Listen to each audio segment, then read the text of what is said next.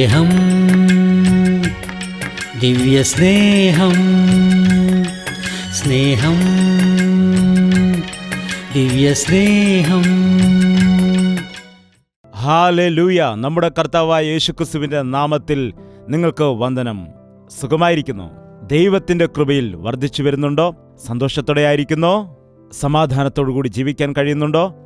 സന്തോഷത്തോടുകൂടി സ്വസ്ഥതയോടുകൂടി ഈ ലോകത്ത് നാം സൗഖ്യത്തോടെ ആയിരിക്കേണ്ടതിന് നമ്മുടെ കർത്താവായ യേശുക്രിസ്തു നമുക്ക് വേണ്ടി കാൽവരിയിൽ മരിച്ച് നമ്മുടെ സകല പാപവും ശാപവും മാറ്റി സമാധാനത്തെയും അനുഗ്രഹത്തെയും നമുക്ക് നൽകിയിരിക്കുന്നു. അവ നിങ്ങൾക്ക് പ്രാപിക്കാൻ കഴിഞ്ഞില്ലെങ്കിൽ അതിൻ്റെ അർത്ഥം നിങ്ങൾ കർത്താവിൽ വിശ്വസിക്കുന്നില്ല എന്നും അതുപോലെ അവനോട് പ്രാർത്ഥിക്കുന്നില്ലെന്നും ആണ്. ഈ ദിവസം തന്നെ യേശുക്രിസ്തുവിന്റെ നാമത്തിൽ പ്രാർത്ഥിച്ചു നോക്കുക. അവൻ നിങ്ങൾക്ക് വേണ്ടി ചെയ്തതായ യാഗത്തെ ഓർത്ത് നിങ്ങളുടെ ജീവിതത്തെ അവനു വേണ്ടി സമർപ്പിക്കുക. അപ്പോൾ സമാധാനത്തോടെ, സന്തോഷത്തോടെ, തൃപ്തിയോടെ ഈ ലോകത്തിൽ ജീവിക്കുവാൻ കഴിയും. എല്ലാ പോരാട്ടങ്ങളെയും ജയിക്കുവാൻ കഴിയും. എല്ലാ പ്രശ്നങ്ങൾക്കും പരിഹാരം കണ്ടുപിടിക്കാനും കഴിയും. ഈ വലിയ ദൈവം നമ്മോട് കരുണ കാട്ടും, നമ്മെ നടത്തും, നമ്മെ ബലപ്പെടുത്തും, അവന്റെ രാജ്യത്തിന്റെ അവകാശികളായി നമ്മെ മാറ്റും. അപ്പോൾ ഈ ദിവസം ദൈവത്തിന്റെ വചനം കേൾക്കുവാൻ ഒരുക്കമാണല്ലോ. സങ്കീർത്തനം 127 3 വാക്യം വായിക്കുകയാണ്, കേൾക്കുക. മക്കൾ യഹോവ നൽകുന്ന അവകാശവും ഉദരഫലം അവൻ തരുന്ന പ്രതിഫലവും തന്നെ. മക്കൾ യഹോവ നൽകുന്ന അവകാശവും ഉദരഫലം അവൻ തരുന്ന പ്രതിഫലവും തന്നെ. ദൈവം ആദിയിൽ പുരുഷനെ സൃഷ്ടിച്ചപ്പോൾ തക്കതായ തുണയായിട്ട് സ്ത്രീയെയും സൃഷ്ടിച്ചു. പുരുഷനെയും സ്ത്രീയെയും ദൈവം തന്റെ സ്വരൂപത്തിലും സാദൃശ്യത്തിലുമായിട്ടാണ് സൃഷ്ടിച്ചത്. ഈ ഭൂമിയെ വാഴുന്നതിനു വേണ്ടിയും ഭൂമിയിൽ അനുഗ്രഹിക്കപ്പെട്ട് ഫലഭൂയിഷ്ടിയുള്ളവരായി നിറഞ്ഞു വരേണ്ടതിനും ദൈവം മനുഷ്യനെ അനുഗ്രഹിച്ചു. ദൈവം സന്താന ഭാഗ്യത്തോടുകൂടി മനുഷ്യരെ അനുഗ്രഹിക്കുവാനും ആഗ്രഹിച്ചു. യഥാർത്ഥത്തിൽ മക്കൾ മനുഷ്യർക്ക് എത്രത്തോളം സന്തോഷത്തെയും ആനന്ദത്തെയും കൊടുക്കുന്നു എന്നത് ഓർത്തു നോക്കുക. ഒരു സ്ത്രീക്കും പുരുഷനും തമ്മിൽ വിവാഹം കഴിഞ്ഞതിന് ശേഷം അവരുടെ ദാമ്പത്യ ജീവിതത്തിൽ ഉദരഫലം ഇല്ല എങ്കിൽ എത്രത്തോളം വേദനാജനകമായിരിക്കും. ആ സ്ത്രീ ആൺകുഞ്ഞിനെയും പെൺകുഞ്ഞിനെയും പ്രസവിക്കുമ്പോൾ അവരുടെ മധ്യത്തിൽ വലിയൊരു ബന്ധം ഉണ്ടാകുന്നത് നമുക്ക് കാണാൻ കഴിയും. അതുപോലെ സ്നേഹത്തോടുകൂടി വാത്സല്യത്തോടുകൂടി ആ കുടുംബം വളരുന്നതും കാണാൻ കഴിയും. സന്താന സൗഭാഗ്യമുള്ളവരായി അനുഗ്രഹിക്കപ്പെടൂ എന്നായിരുന്നു പണ്ടൊക്കെ അനുഗ്രഹിക്കുന്നത്. ഈ കാലത്തുണ്ടായിരിക്കുന്ന മനുഷ്യർ ഉദരഫലത്തിന്റെ കാര്യത്തിൽ കൃതജ്ഞതയില്ലാത്തവരായിരിക്കുന്നു. കുഞ്ഞുങ്ങളെ ഒരു ഭാരമായി കണക്കാക്കുന്നവരും ഇപ്പോൾ തന്നെ ഞങ്ങൾക്ക് മക്കൾ വേണ്ട എന്ന് പറയുന്നവരും തങ്ങൾക്കിഷ്ടമുള്ളപ്പോൾ കുഞ്ഞുങ്ങൾ മതി എന്ന് തീരുമാനിക്കുന്നവരും എത്രയോ ആളുകളുണ്ട്. ഉദരഫലം ദൈവം നൽകുന്ന ദാനമാകുന്നു എന്ന വിഷയം അവർ മറന്നുപോകുന്നു. ആരെങ്കിലും നിനക്കൊരു സമ്മാനം നൽകുമ്പോൾ വേണ്ട എന്ന് പറയുകയാണെങ്കിൽ സമ്മാനം നൽകുന്ന വ്യക്തിക്ക് എത്രമാത്രം ദുഃഖമുണ്ടാകും. ആ സമ്മാനം വാങ്ങിയിട്ട് നിങ്ങൾ താഴെയിട്ട് പൊട്ടിച്ചു കളഞ്ഞാൽ നൽകിയതായ വ്യക്തിക്ക് എത്രമാത്രം ദുഃഖമുണ്ടാകും. ദൈവം നമുക്ക് മക്കളെ നൽകിയിട്ട് നാം ആനന്ദിക്കണമെന്നും സന്തോഷിക്കണമെന്നും നാം ഫലം കായ്ക്കണമെന്നും ആഗ്രഹിച്ചിരിക്കുമ്പോൾ ദൈവം തന്ന ഉദരഫലത്തെ നാം തൃണവൽക്കരിക്കുമ്പോൾ ദൈവത്തിന് എത്രമാത്രം ദുഃഖമുണ്ടാകുമെന്നറിയാമോ? ഒരുപാട് ആളുകൾ ഈ കാലത്ത് ഗർഭഫലത്തെക്കുറിച്ച് കൃതജ്ഞത ഇല്ലാത്തവരായിരിക്കുന്നു. ഒരു വശത്ത് അനേകം കുടുംബങ്ങൾ ഗർഭഫലം ഇല്ലാതെ ഒരുപാട് ദുഃഖിക്കുന്ന സമയത്ത് മറുവശത്ത് ദൈവം കൊടുത്തതായ ഗർഭഫലത്തെ നശിപ്പിക്കുകയും ഗർഭത്തിൽ വെച്ച് തന്നെ കുഞ്ഞുങ്ങളെ കൊല്ലുകയും ചെയ്യുന്നവർ എത്രയോ ആളുകളുണ്ട്. ലോകത്തിൽ തന്നെ ശിശുക്കൾ ഇല്ല എങ്കിൽ നമ്മുടെ ജീവിതം എത്ര വേദനാജനകമായിരിക്കും. മാനവജാതിക്ക് എങ്ങനെ മുൻപോട്ട് പോകുവാൻ കഴിയും? കുഞ്ഞുങ്ങൾ നമ്മുടെ ഹൃദയത്തിന് എത്രയോ സന്തോഷമാണ് നൽകുന്നത്. അവരുടെ കുസൃതികളും അവരുടെ പൊട്ടിച്ചിരികളും അവരുടെ നിഷ്കളങ്കമായ ആ സന്തോഷം കാണുമ്പോൾ നമ്മുടെ ഹൃദയത്തിന് എത്രത്തോളം സന്തോഷമുണ്ടാകും. ഒരു കൊച്ചുകുട്ടിയോടൊപ്പം നാം കളിക്കുന്ന സമയത്ത് കോടിക്കണക്കിന് രൂപ കൊടുത്താൽ കിട്ടാത്ത സന്തോഷം കിട്ടുമെന്നറിയാമോ? മക്കൾ യഹോവ നൽകുന്ന അവകാശവും ഉദരഫലം അവന്റെ പ്രതിഫലവും ആകുന്നു. ഉദരഫലം ദൈവം തരുന്ന പ്രതിഫലമാണ്. മക്കൾ യഹോവ നൽകുന്നതായ അവകാശമാണ്. ദൈവം നമ്മെ അനുഗ്രഹിക്കുമ്പോൾ നാം ആൺമക്കളും പെൺമക്കളുമായിട്ട് സന്തോഷിക്കും. എന്നാൽ എത്രയോ ആളുകൾ ഇന്ന് തങ്ങൾക്ക് ലഭിച്ചതായ മക്കളെ തങ്ങളുടെ ഇഷ്ടപ്രകാരമാണ് അവരെ വളർത്തുന്നത്. മക്കൾ ദൈവം നൽകുന്നതായ അവകാശമാണ്. ഇന്ന് നമ്മുടെ ഭാരതത്തിൽ നോക്കുകയാണെങ്കിൽ അനേകം ആളുകളും പറയുന്നുണ്ട്, ഞങ്ങൾക്ക് ആൺകുഞ്ഞുങ്ങൾ മതി, പെൺകുഞ്ഞുങ്ങൾ വേണ്ട എന്ന്. പെൺകുട്ടി ജനിച്ചാൽ അവളെ പഠിപ്പിക്കണം, വിവാഹം കഴിച്ചയപ്പിക്കണം, അവള് മറ്റൊരു വീട്ടിലേക്ക് കയറിപ്പോകേണ്ടവളാണ്, അത് നമ്മുടെ ജീവിതത്തിൽ ഒരുപാട് ബാധ്യതയാണ് എന്നൊക്കെ പറയുന്ന ഒരുപാട് കുടുംബങ്ങളെ നമുക്കറിയാം. ഒരു ആൺകുട്ടി ജനിക്കുകയാണെങ്കിൽ ഇവനെ നല്ലവണ്ണം പഠിപ്പിച്ച് നല്ല ജോലിയൊക്കെ വാങ്ങിച്ചു കൊടുത്ത് ഒരുപാട് പണം നേടിയെടുക്കാൻ കഴിയും. ഇവന് നല്ലൊരു ജോലി ഉണ്ടെങ്കിൽ നല്ല സ്ത്രീധനം വാങ്ങിയിട്ട് കല്യാണം കഴിപ്പിക്കാൻ കഴിയും. അങ്ങനെ ആ രീതിയിൽ ഇവന് വേണ്ടി ചിലവഴിച്ച പണമെല്ലാം ആ സ്ത്രീധനത്തിൽ കൂടി നേടിയെടുക്കാൻ കഴിയുമെന്ന് പറയുന്നതായ വിവരദോഷികളും ഇന്നുണ്ട്. മക്കൾ യഹോവ നൽകുന്ന അവകാശമാണ്. ഭരണകർത്താക്കൾ പാവപ്പെട്ടവർക്ക് വസ്തുവകൾ കൊടുക്കുമ്പോൾ ആ പട്ടയത്തിൽ എന്തെഴുതിയിരിക്കുന്നെന്നറിയാമോ? ഇത് നിങ്ങൾ തലമുറയായിട്ട് അനുഭവിക്കാൻ വേണ്ടിയുള്ളതാണ്, എന്നാൽ ഇത് വിൽക്കുവാൻ പാടില്ല എന്നാണ്. എന്നാലും പലരും തെറ്റായ രീതിയിൽ അത് വിറ്റുകളയാറുണ്ട്. എന്നാൽ മക്കളെ ദൈവം അവകാശമായിട്ടാണ് നമുക്ക് നൽകിയിരിക്കുന്നത്. അവരെ ദൈവകൃപയിൽ വളർത്തി വലുതാക്കുക. അവർ നിന്നെ സഹായിക്കും. നിങ്ങളുടെ വാർദ്ധക്യകാലത്ത് അവർ നിനക്ക് ബലമായി തീരും എന്ന രീതിയിലാണ് മക്കളെ നൽകിയിരിക്കുന്നത്. അതല്ലാതെ ആ കുഞ്ഞുങ്ങളെ കൊണ്ട് വ്യാപാരം ചെയ്യിപ്പിക്കാനല്ലോ.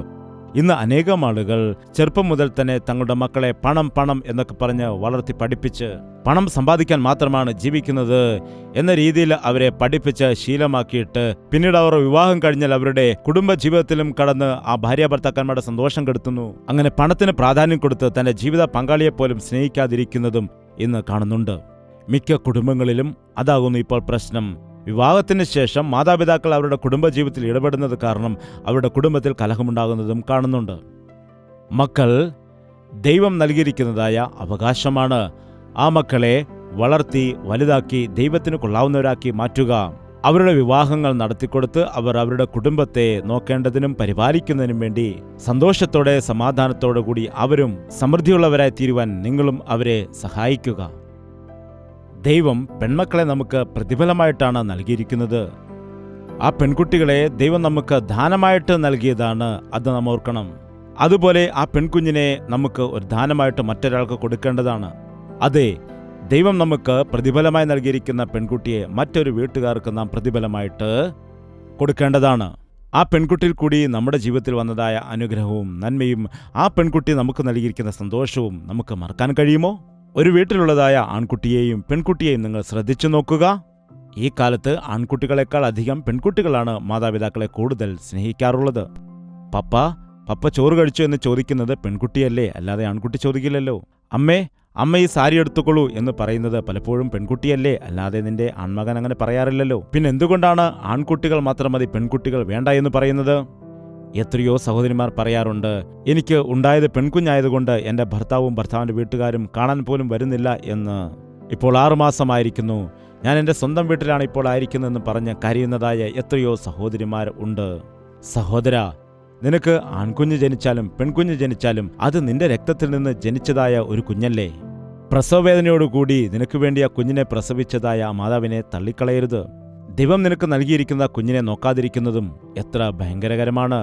നീ ഇപ്പോൾ ആ ഒരു സ്ഥിതിയിൽ ആയിരിക്കുന്നുവെങ്കിൽ വേഗം ചെന്ന് നിന്റെ ഭാര്യയെയും നിന്റെ കുഞ്ഞിനെയും കൂട്ടിക്കൊണ്ടുവരിക. അങ്ങനെയെങ്കിൽ കർത്താവ് നിങ്ങളുടെ കുടുംബത്തെ ധാരാളമായിട്ട് അനുഗ്രഹിക്കും.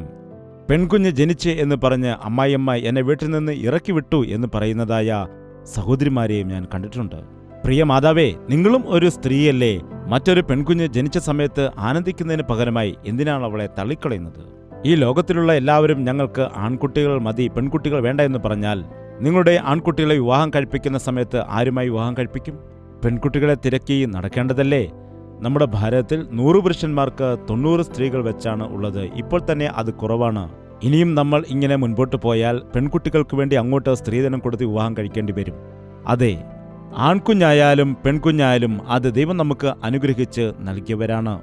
ദൈവം തന്നിരിക്കുന്ന മക്കളെയോർത്ത് ദൈവത്തെ സ്തുതിക്കുക. ഒരു മനുഷ്യനും ഗർഭത്തിൽ വെച്ച് തന്നെ ഒരു പെൺകുഞ്ഞാകട്ടെ ആൺകുഞ്ഞാകട്ടെ അതിനെ അവർക്കിഷ്ടമുള്ള രീതിയിൽ മാറ്റിയെടുക്കാനുള്ളതായ ശക്തിയോ അതിനുള്ള ടെക്നോളജിയോ ഒരിക്കലും സാധ്യമല്ല. ഒരു ഡോക്ടർക്കും കഴിയുകയില്ല. ഗർഭത്തിലിരിക്കുന്ന കുഞ്ഞ് ആണാണെന്നോ പെണ്ണാണെന്നോ കണ്ടുപിടിക്കുവാൻ നമുക്ക് പക്ഷേ കഴിഞ്ഞേക്കാം. എന്നാൽ ആൺകുഞ്ഞിനെ പെൺകുഞ്ഞാക്കാനോ പെൺകുഞ്ഞിനെ ആൺകുഞ്ഞാക്കാനോ ഒരിക്കലും കഴിയുകയില്ലല്ലോ. കൃത്രിമമായിട്ട് ഉദരഫലത്തെ ഉണ്ടാക്കിയെടുക്കുവാനും ആർക്കാണ് കഴിയുന്നത്? ഒരുപക്ഷെ ഈ കാലത്ത് ടെസ്റ്റ് ട്യൂബ് ശിശുക്കൾ എന്നൊക്കെ പറയുമെങ്കിലും അത് പലപ്പോഴും വിഫലമായി പോവുകയല്ലേ ചെയ്യാറുള്ളത്. അത് കൃത്രിമമാണെന്നും അത് ദൈവം കൊടുത്തതായ ബീജത്തിൽ കൂടി തന്നെയാണ് അത് ചെയ്തെടുക്കുന്നതും ഉള്ള കാര്യം നിങ്ങൾ ഓർക്കുക. നിനക്കുള്ളത് ആൺകുഞ്ഞാണെങ്കിലും പെൺകുഞ്ഞാണെങ്കിലും ദൈവം നൽകിയ ദാനത്തെയോർത്ത് നിങ്ങൾ കർത്താവിനെ സ്തുതിക്കുക. മറ്റൊരു വിഷയം അറിയാമോ? ഈ കാലത്ത് അനേകം കുടുംബങ്ങൾ ഗർഭഫലം ഇല്ലാതെയിരിക്കുന്നവരുണ്ട്. എത്രയോ ആളുകൾക്ക് കുഞ്ഞുങ്ങൾ ജനിക്കുകയില്ല എന്ന് ഡോക്ടർമാർ പറയുന്നു. സഹോദരി, നിങ്ങളുടെ ഗർഭപാത്രത്തിൽ ഫൈബ്രോയിഡ്സ് ഉണ്ട്, അതുകൊണ്ട് നിങ്ങൾക്ക് ഒരിക്കലും ഒരു കുഞ്ഞിന് ജന്മം കൊടുക്കുവാൻ കഴിയുകയില്ല എന്ന് ഡോക്ടർമാർ പറയുമ്പോൾ അവരുടെ ഹൃദയം തകർന്നു കണ്ണുനീരൊഴുക്കുന്നത് കാണാം.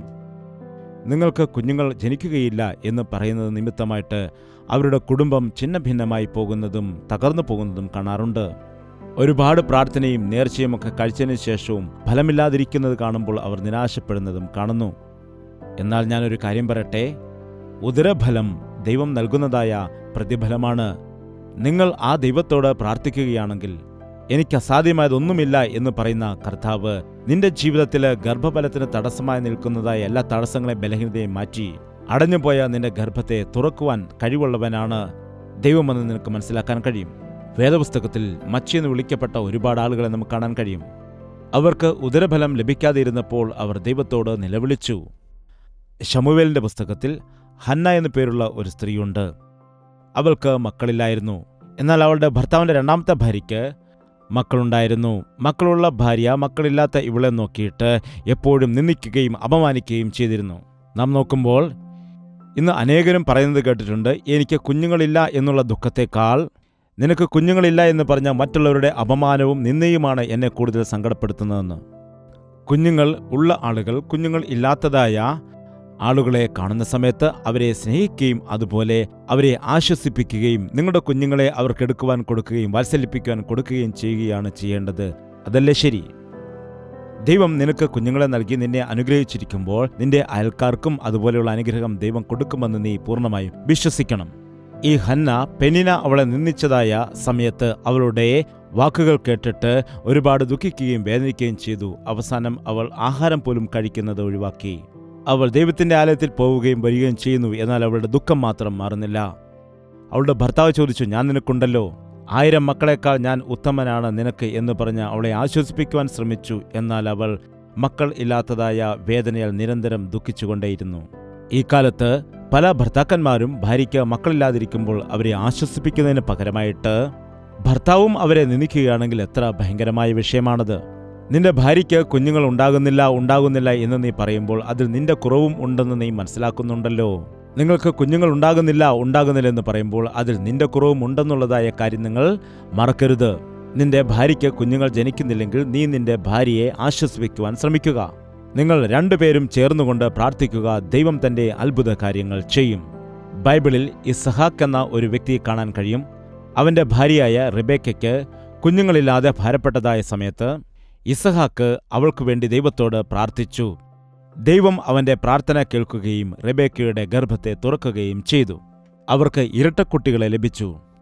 അതെ, നിങ്ങൾ ഭാര്യയും ഭർത്താവും ഒരുമിച്ച് പ്രാർത്ഥിക്കുകയാണെങ്കിൽ സകലവിധ പിശാചിന്റെ തന്ത്രങ്ങളിൽ നിന്നും ദുരാത്മാവിന്റെ പ്രവർത്തികളിൽ നിന്നും നിങ്ങളെ ദൈവം വിടുവിക്കും. നിങ്ങളുടെ ജീവിതത്തിലെ സകല ബന്ധനങ്ങളെയും അവൻ അഴിച്ചുമാറ്റും. അടഞ്ഞുപോയ ഗർഭത്തെ തുറന്ന് നല്ല കുഞ്ഞുങ്ങളെ കർത്താവ് നൽകാനിടയാകും. ഭാര്യയ്ക്ക് കുഞ്ഞുങ്ങൾ ഉണ്ടാകുന്നില്ല എന്ന് പറഞ്ഞ് അവളെ ഉപേക്ഷിച്ച് മറ്റൊരാളെ വിവാഹം കഴിക്കുന്ന പുരുഷന്മാരെ കാണുന്നത് എത്ര ദുഃഖകരമാണ്. ആ ഭാര്യയ്ക്കും കുഞ്ഞുങ്ങൾ ഉണ്ടാകുമോ ഇല്ലയോ എന്ന് നിനക്ക് എങ്ങനെ അറിയുവാൻ കഴിയും? നിന്റെ ഭാര്യയെ ഓർത്ത് നീ പ്രാർത്ഥിക്കുക. ദൈവത്തിന് അസാധ്യമായത് ലോകത്തിലൊന്നും തന്നെയില്ല. നീ ദൈവത്തോട് നിലവിളിക്കുകയാണെങ്കിൽ പ്രാർത്ഥിക്കുകയാണെങ്കിൽ നിന്റെ ഗർഭത്തെ അവൻ തുറക്കുവാനിടയാകും. അതെ, ഇന്ന് അനേകം ആളുകളുടെ കുടുംബത്തിൽ അവർ കുഞ്ഞുങ്ങളില്ലാതെ ഭാരപ്പെട്ട സമയത്ത് ദൈവത്തോട് നിലവിളിച്ച് പ്രാർത്ഥിച്ച സമയത്ത് അവർക്ക് കുഞ്ഞുങ്ങളെ കൊടുത്തതായിട്ട് നമുക്കറിയാം. 7 വർഷങ്ങൾക്ക് ശേഷം, 8 വർഷങ്ങൾക്ക് ശേഷം, 13 വർഷങ്ങൾക്ക് ശേഷം, 15 വർഷങ്ങൾക്ക് ശേഷവും അവർ ദൈവത്തോട് വിശ്വസ്തയോടെ പ്രാർത്ഥിച്ചപ്പോൾ ദൈവം അവരുടെ പ്രാർത്ഥന കേട്ട് കുഞ്ഞുങ്ങളെ കൊടുത്തത് എത്രയോ ആളുകളുടെ സാക്ഷ്യത്തിൽ കൂടി കേട്ടിട്ടുണ്ട്. അതുകൊണ്ട് നിങ്ങളുടെ ജീവിതത്തിലും ദൈവം ഒരു അത്ഭുതത്തെ ചെയ്യും. നിങ്ങൾ ദൈവത്തിന്റെ സന്നിധിയിലേക്ക് കടന്നു ചെന്ന് പ്രാർത്ഥിക്കുവാൻ വേണ്ടി നിങ്ങൾ ശീലമാക്കുക. സഹോദരി, കുഞ്ഞുങ്ങളില്ല എന്ന ദുഃഖത്തോടുകൂടി നീ ഇരിക്കുന്നതിനേക്കാൾ നിന്റെ ദുഃഖമെല്ലാം ദൈവത്തിന്റെ സന്നിധിയിൽ വെള്ളത്തെ പകരുന്നത് പോലെ പകരുന്നത് കാരണം നിന്റെ ഭാരമെല്ലാം ദൈവസന്നിധിയിൽ നീ ഏൽപ്പിച്ചു വെക്കുകയാണെങ്കിൽ നിന്റെ ജീവിതത്തിലൊരു അത്ഭുതത്തെ കാണുവാനായിട്ട് കഴിയും. നിന്റെ ഭാര്യയ്ക്ക് കുഞ്ഞുങ്ങൾ ഉണ്ടാകുന്നില്ല എന്ന് പറഞ്ഞ് നിന്ദിക്കുന്നതിനേക്കാൾ നിന്റെ ഭാര്യയ്ക്ക് വേണ്ടി നീ ദൈവത്തിന്റെ സന്നിധിയിൽ പ്രാർത്ഥിക്കുകയാണെങ്കിൽ ഭാര്യയ്ക്ക് ദൈവം കുഞ്ഞിനെ കൊടുക്കുകയും നിങ്ങൾ സന്തോഷിക്കുകയും ചെയ്യാനിടയാകും. കുഞ്ഞുങ്ങളില്ല എന്നുള്ളതിനാൽ ഭാര്യയെ ഉപേക്ഷിച്ച് മറ്റൊരാളെ വിവാഹം കഴിക്കാൻ തീരുമാനിച്ചിരിക്കുന്ന സഹോദര, നിന്റെ ആലോചന നീ മാറ്റിവെക്കുക. ദൈവം നിനക്ക് നൽകിയിരിക്കുന്ന ഭാര്യയെ അവൻ അനുഗ്രഹിക്കുമെന്നും നിങ്ങൾക്ക് സന്താന ഭാഗ്യം ദൈവം നൽകുമെന്നും നിങ്ങൾ വിശ്വസിച്ച് കർത്താവിന്റെ സന്നിധിയിൽ പ്രാർത്ഥിക്കുക. അതുപോലെ നിങ്ങളുടെ വിഷയങ്ങൾക്ക് വേണ്ടി ഞങ്ങളും പ്രാർത്ഥിക്കണമെന്ന് നിങ്ങൾ ആശിക്കുന്നുണ്ട് എങ്കിൽ നിങ്ങളുടെ പേരും വിവരവും അറിയിക്കുക. ഞങ്ങളും ഒരുപാട് ആളുകൾക്ക് വേണ്ടി ദൈവസന്നിധിയിൽ പ്രാർത്ഥിക്കുമ്പോൾ ദൈവം ഞങ്ങളുടെ പ്രാർത്ഥന, ഞങ്ങളുടെ നിലവിളിയും ഭാരങ്ങളുമെല്ലാം കേട്ടുകൊണ്ട് അത്ഭുതകരമായ രീതിയിൽ ഗർഭഫലത്തെ കൊടുത്തിട്ടുണ്ട്. യേശുക്രിസ്തുവിന്റെ നാമത്തിൽ സകലതും സാധ്യമാണ്. നമുക്ക് ഉദരഫലം നൽകുവാൻ കഴിവുള്ളവൻ ദൈവം മാത്രമാണ്. അതുകൊണ്ട് അവനോട് മാത്രം നാം നിലവിളിക്കുക.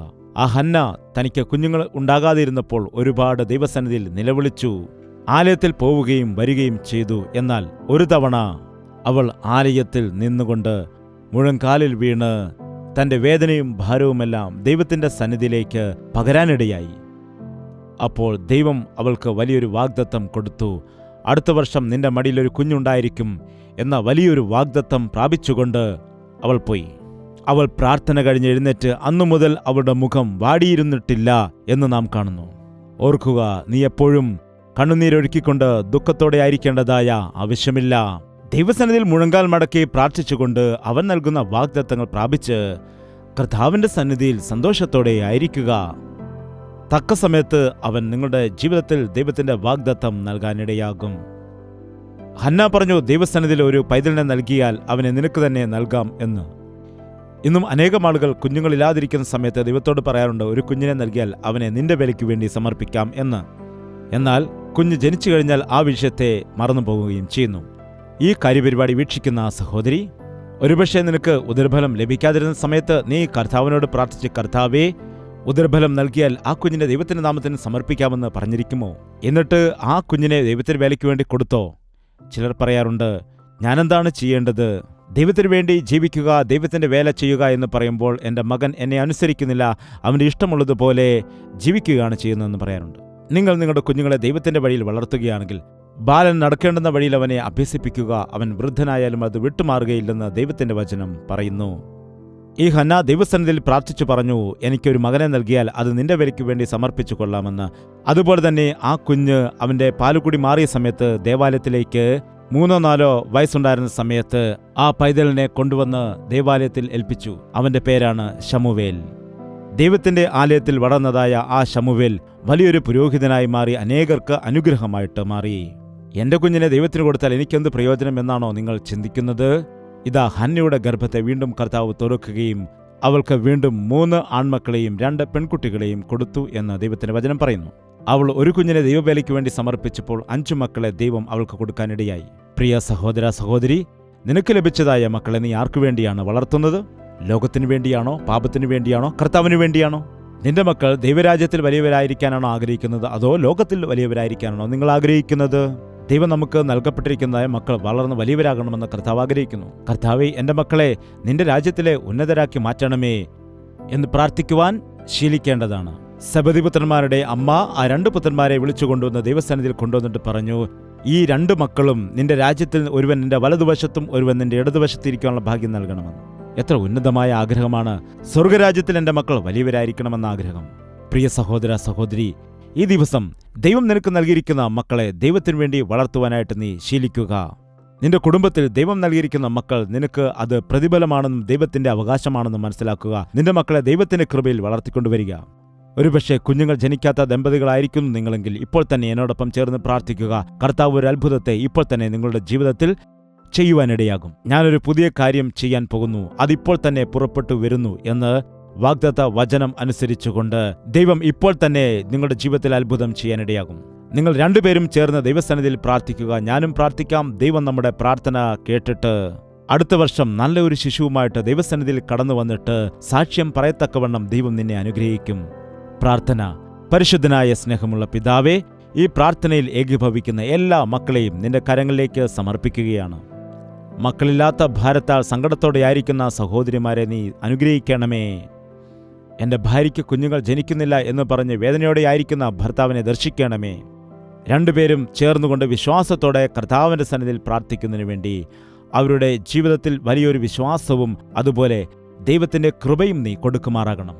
അടഞ്ഞുപോയ ഗർഭപാത്രങ്ങളെ നസ്രയനായ യേശുക്രിസ്തുവിൻ്റെ നാമത്തിൽ തുറക്കുകയാണ് പിതാവേ. ഒരുപാട് വർഷങ്ങളായിട്ട് കുഞ്ഞുങ്ങൾ ജനിക്കാതെ മച്ചിയെന്നുള്ളതായ മറ്റുള്ള ആളുകളുടെ വിളി സഹിക്കവയ്യാതെ ദുഃഖത്തോടുകൂടി വേദനയോടുകൂടി ആയിരിക്കുന്നവരുടെ ഗർഭത്തെ നീ തുറക്കുമാറാകണമേ. ദൈവം എനിക്ക് ഗർഭഫലം നൽകുമെന്നുള്ള വിശ്വാസത്തെ എല്ലാ സഹോദരിമാർക്കും നീ നൽകുമാറാകണമേ.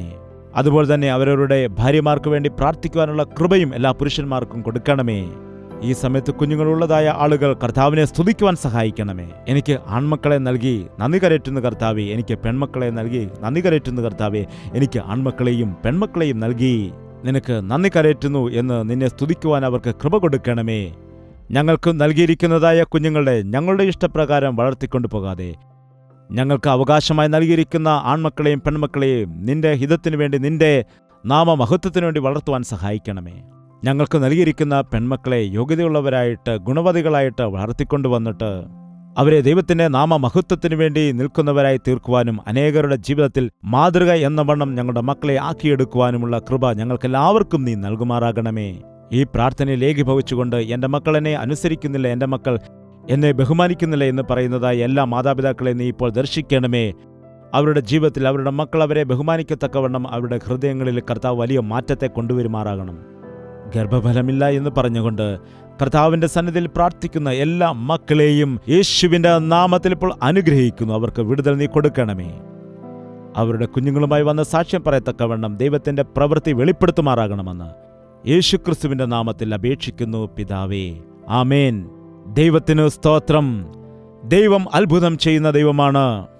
നിങ്ങൾക്ക് ഉദരഫലമില്ല എങ്കിൽ കർത്താവിൻ്റെ സന്നിധിയിൽ നിങ്ങൾ രണ്ടുപേരും ചേർന്ന് പ്രാർത്ഥിക്കുക. അടുത്ത വർഷമാകുമ്പോൾ നിങ്ങളുടെ കരങ്ങളിൽ ഒരു ശിശുവിനെ എടുക്കുവാൻ ദൈവം കൃപ നൽകും. ഒരുപക്ഷെ നിങ്ങൾക്ക് മക്കളുണ്ടായിരിക്കുമ്പോൾ ആ കുഞ്ഞുങ്ങളെ ദൈവത്തിൻ്റെ കൃപയിൽ വളർത്തുവാൻ കഴിയില്ല എങ്കിൽ ഈ ദിവസം മുതൽ നിങ്ങൾ തീരുമാനമെടുക്കുക. ദൈവത്തിൻ്റെ കൃപയിലും അവനോടുള്ള സ്നേഹത്തിലും കുഞ്ഞുങ്ങളെ വളർത്തിക്കൊണ്ടുവരുവാൻ പരിശ്രമിക്കുക. അവരുടെ ഇഷ്ടമനുസരിച്ച് അവരെ വളർത്താതെ ദൈവത്തിൻ്റെ കൃപയിൽ ആശ്രയിച്ചുകൊണ്ട് ദൈവരാജ്യത്തിന് കൊള്ളാവുന്നവരായി അവർ വളർന്നു വരുവാൻ കർത്താവിനോട് നിങ്ങൾ പ്രാർത്ഥിക്കുക. ദൈവം നിങ്ങൾക്ക് നൽകിയിരിക്കുന്ന മക്കൾ നിങ്ങളുടെ അവകാശമാണെന്നും പ്രതിഫലമാണെന്നും മനസ്സിലാക്കിക്കൊണ്ട് അവരെ യോഗ്യരാക്കിക്കൊണ്ട് വളർത്തിക്കൊണ്ടുവരുവാൻ നിങ്ങൾ പരിശ്രമിക്കുക. നിങ്ങളുടെ മക്കൾ ഇപ്പോൾ തന്നെ അനുസരണക്കേടുള്ളവരാണെങ്കിൽ, യൗവനപ്രായത്തിൽ അവർ വഴിതെറ്റിയിരിക്കുന്ന അവസ്ഥയിലാണ് എങ്കിൽ അവർക്ക് വേണ്ടി കർത്താവിൻ്റെ സന്നിധിയിൽ പ്രാർത്ഥിക്കുക. ദൈവത്താൽ അസാധ്യമായത് ഒന്നുമില്ല. മുടിയനായ പുത്രൻ തിരികെ വന്നതുപോലെ നിങ്ങളുടെ മക്കളും നിങ്ങളുടെ അരികിലേക്ക് തിരികെ വരുവാൻ അവരുടെ ജീവിതത്തെ ക്രമീകരിക്കുവാനും കർത്താവ് തൻ്റെ പ്രവൃത്തി ചെയ്യാനിടയാകും. മാതാപിതാക്കളായ നിങ്ങൾക്ക് നൽകിയിരിക്കുന്ന മക്കളെ ദൈവത്തിൽ ഭയഭക്തിയുള്ളവരായി വളർത്തുക. നിങ്ങൾ ഏക മനസ്സുള്ളവരായി നിങ്ങളുടെ മക്കളെ ദൈവത്തിന് കൊള്ളാവുന്നവരായി വളർത്തിക്കൊണ്ടുവരിക. ഉദരഫലമില്ല എന്നുള്ള വേദനയിലായിരിക്കുന്ന നിങ്ങൾ ദൈവത്തിൻ്റെ സന്നിധി നിങ്ങളുടെ ഭാരങ്ങളെ സമർപ്പിച്ച് പ്രാർത്ഥിക്കുക. നിങ്ങൾക്ക് വേണ്ടി കർത്താവിൻ്റെ സന്നിധിയിൽ പ്രാർത്ഥിക്കുവാൻ ഉപവാസമെടുത്ത് പ്രാർത്ഥിക്കുവാനും ഞങ്ങൾ എപ്പോഴും ഒരുക്കത്തോടെയായിരിക്കുകയാണ്. ഭാര്യാഭർത്താക്കന്മാരായിരിക്കുന്ന നിങ്ങൾ നിങ്ങളുടെ പേര് വിവരങ്ങൾ ഞങ്ങൾ അറിയിക്കുക. ഞങ്ങൾ കർത്താവിൻ്റെ സന്നിധിയിൽ നിങ്ങൾക്ക് വേണ്ടി പ്രാർത്ഥിക്കുവാൻ ഒരുക്കമാണ്. കർത്താവ് അത്ഭുത കാര്യങ്ങൾ ചെയ്യും. നിങ്ങൾക്ക് വേണ്ടി ഞങ്ങളും പ്രാർത്ഥിക്കണമെന്ന് ആഗ്രഹമുണ്ടെങ്കിൽ ഇപ്പോൾ തന്നെ നിങ്ങളുടെ രണ്ടുപേരുടെ പേര് വിവരങ്ങൾ അറിയിക്കുക. കർത്താവിൻ്റെ സന്നിധിയിൽ ഞങ്ങൾ പ്രാർത്ഥിക്കുവാൻ ഒരുക്കത്തോടെയായിരിക്കുന്നു. നിങ്ങളും പ്രാർത്ഥിക്കുക. കർത്താവ് അത്ഭുത കാര്യങ്ങൾ ചെയ്യും. കർത്താവിന്റെ ഹിതമെങ്കിൽ വീണ്ടും കാണാം. അപ്പോൾ വരെ ദൈവത്തിന്റെ മഹാകൃപ നിങ്ങളോട് കൂടി ഉണ്ടായിരിക്കട്ടെ. യേശുവേ യേശുവേ യേശുവേ യേശുവേ യേശുവേ യേശുവേ യേശുവേ യേശുവേ നിന്നെ നിന്നെ എന്നും ഞാൻ സേവിക്കും. നീ മാത്രം രാജാവെന്നും. നിന്നെ നിന്നെ എന്നും ഞാൻ സേവിക്കും. നീ മാത്രം രാജാവെന്നും. യേശുവേ യേശുവേ യേശുവേ യേശുവേ യേശുവേ യേശുവേ യേശുവേ യേശുവേ യേശുവേ യേശുവേ യേശുവേ